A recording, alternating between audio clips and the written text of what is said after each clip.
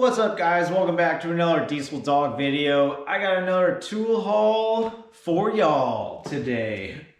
Open our box of goodies here and I'll show you what I all got. A couple things here recently, pretty excited about.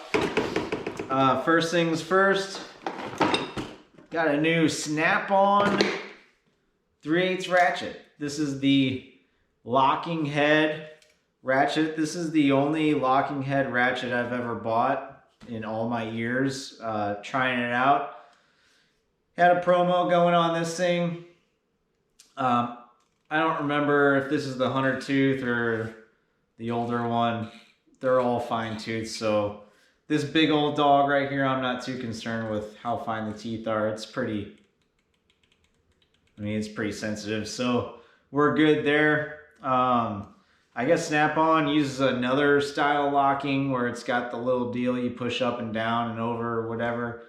That's what most of the guys in our shop have. I don't know if anyone uses this style locking head, but I thought I'd try it out since there was a deal on there. I do have another longer 3/8, but it's not a swivel or lock head or anything.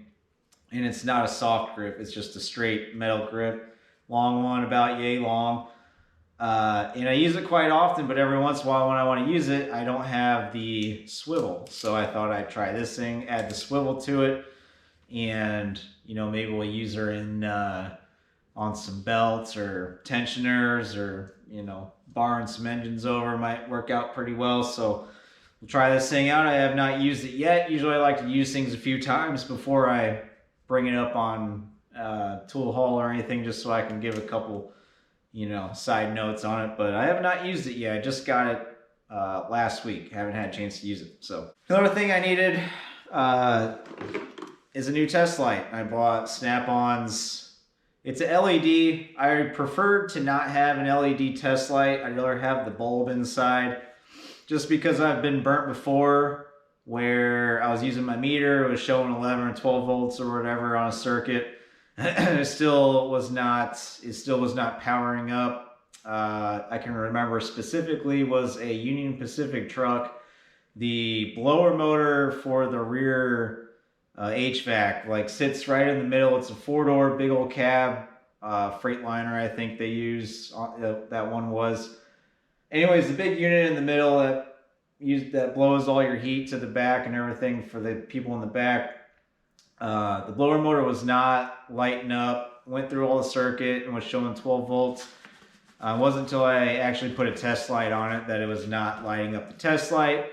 And I ended up finding a bad wire under the plastic kind of kick panel by the door on the passenger side front. Pulled that up, found that wire had broken and frayed and was barely making a connection. It was all corroded and dirty and whatnot. So it was on my meter, it was showing 12 volts back there, but didn't have enough juice. So when I put a test light on it, that's when I found it didn't light the test light, and I found that wire, corrected it. The reason I'm bringing that up is the LED light doesn't have to have as much amperage there to light it up. So where in the same circumstances that I used the LED test light, it may have lit it up. But this is what he had on the truck, and it's the digital display on there. Fun fact, this is the second one, because the first one, when I took it out of the box, it was wrapped up.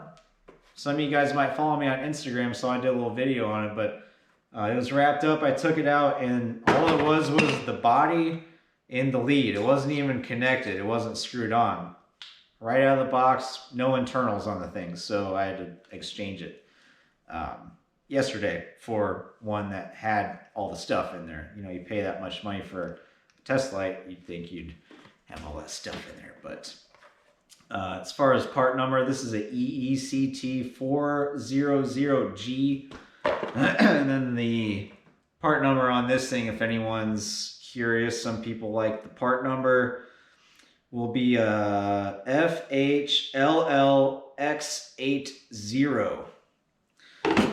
Right? Yeah, so a couple Snap-on units got off the truck. I don't really buy a whole lot of Snap-on stuff anymore just because I've got a lot of what I need and specialty stuff. I'd rather find it cheaper, but it is convenient that he comes around on the truck. Not convenient that the test light didn't have all the stuff out of the box, but it is what it is. We got one. Haven't used it yet. We'll try her out here soon. I don't know why I'm putting that back in the box. I don't need it anymore. Stick her back in the box of goodies here.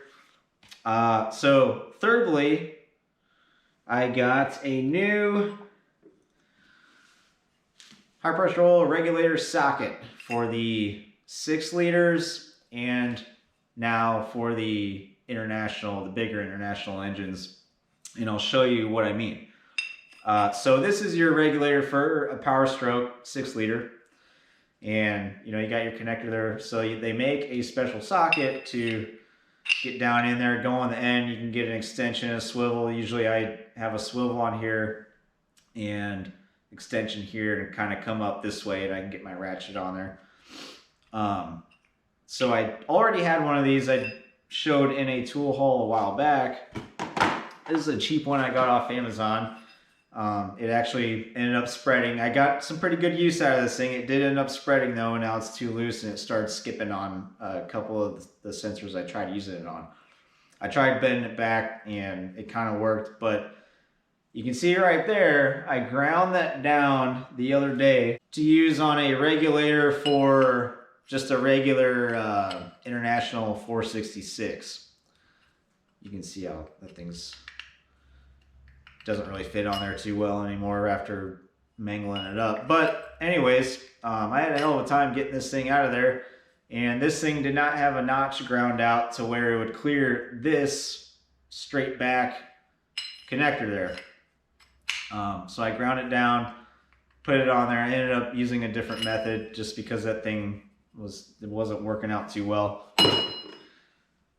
So I needed to replace that, so I went on the old Amazon again. I found a Lyle unit. This is a part number 68210 Lyle IPR socket, and it's already got the indentation there. So this will work for the 466 if you need to use it for that, or it will work for the 6 liter if you need to use it for that. So that is why I got this socket, because it already had that thing ground down. Otherwise I was going to just buy another generic one and grind it down just in case I run into this again. Don't see these too often. So perfect tool to have in the toolbox, ready to go for both styles, whatever I run into. So that is the Lyle socket. And that's pretty much it. I am excited to use all these things. This thing's such a nice ratchet. It's got the yellow on there. Be a shame to get that all dirty, but it's going to happen inevitably. Curious to see how this test light works out, if I like it or not. The body of it's a lot thicker and not as kind of sleek and streamlined as my other test light, so I don't know if this is going to be too bulky trying to get into tight spaces or not. We'll find out. I may just end up getting another lead for my other test light and just keep both, or maybe I'll take the other one home, or just, keep both of them. I don't know. Anyways, so that's my tool haul tonight.